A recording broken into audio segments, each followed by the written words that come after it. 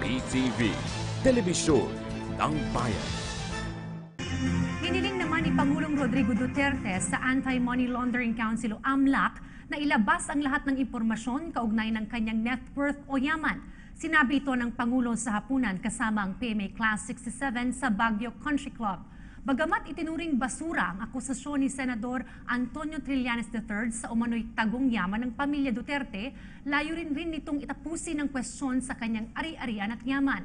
Tiniyak pa rin ng Pangulo na hindi niya kailanman hihiyain ang klase na nag-adapt sa kanya at kung masasangkot siya at maging ang kanyang pamilya sa korupsyon ay agad itong magbibitiw sa pwesto. Sinabi ng Pangulo na wala siyang anumang voucher na pinirmahan para sa kanyang sarili at tanging ang opisyal na sweldo ng presidente ang kanyang tinatanggap.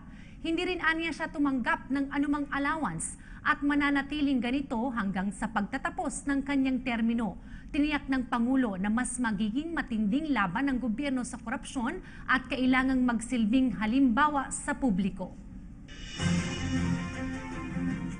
Sabihin sa inyo because it's politics again.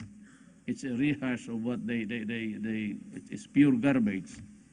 But you know, I'm president. I've ordered AMLAC and everybody to give information sa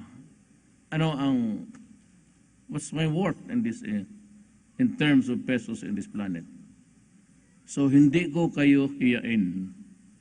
Walang anak ko o ako mismo, sa totoo lang, I have not signed any voucher even for myself. I only receive a salary and that's it.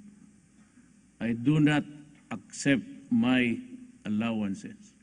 Wala po ako. I avoided it and it will be so until the end of my term.